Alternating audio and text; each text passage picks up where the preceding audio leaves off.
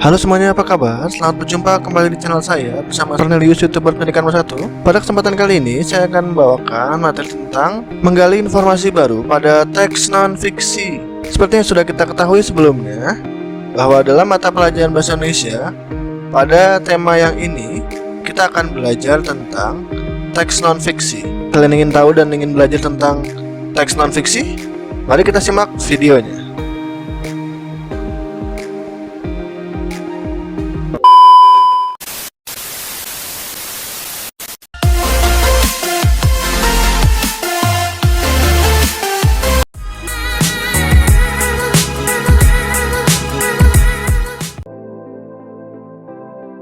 Menjelaskan arti kata sulit dalam teks non-fiksi.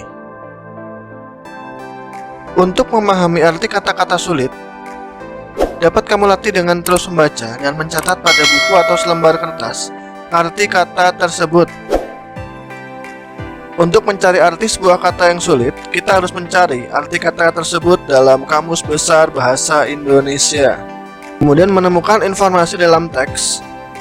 Dalam menemukan informasi penting dari sebuah teks, kamu sebaiknya memperhatikan hal-hal berikut. 1. Membaca teks dengan seksama. 2. Rumuskan pertanyaan dengan konsep adik simbah, yaitu apa, di mana, kapan, siapa, mengapa, dan bagaimana. 3. Membaca keseluruhan isi teks. 4. Mencatat hal-hal penting yang belum pernah kamu tahu. Menggali informasi teks melalui ide pokok. Salah satu cara untuk memahami isi teks adalah dengan menentukan ide atau gagasan pokok setiap paragraf pada teks tersebut. Ide pokok adalah gagasan yang menjadi pokok dalam pengembangan paragraf. Kemudian menyajikan informasi teks dalam bentuk peta pikiran. Peta pikiran merupakan cara mencatat yang disajikan dalam bentuk bagan.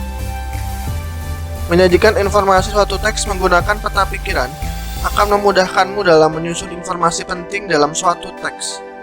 Menyampaikan informasi dari teks non-fiksi. Untuk menggali informasi dari suatu teks, ada beberapa hal yang perlu dilakukan, antara lain sebagai berikut. 1. Bacalah teks dengan seksama. 2. Tentukan topik dari teks non-fiksi tersebut. 3. Catatlah setiap informasi penting yang disampaikan. Informasi penting suatu teks dapat diketahui dari gagasan atau ide pokok setiap paragraf pada teks tersebut. 4. Rangkailah ide atau gagasan pokok yang sudah kamu temukan ke dalam suatu paragraf. Menjelaskan informasi dari teks melalui ringkasan. Ringkasan adalah intisari sebuah teks. Meringkas isi teks sama dengan menulis kembali isi teks secara singkat. Dalam meringkas, urutan setiap peristiwa pada teks harus sesuai dengan teks isi sebenarnya. Terima kasih sudah menyaksikan video ini sampai akhir ya. Semoga dapat membantu kalian dalam memahami dan mengerti materi bahasa Indonesia ini. Jangan lupa untuk subscribe, like, dan share video ini ya, agar semua teman-teman kalian dimanapun mereka berada dapat juga belajar tentang materi ini.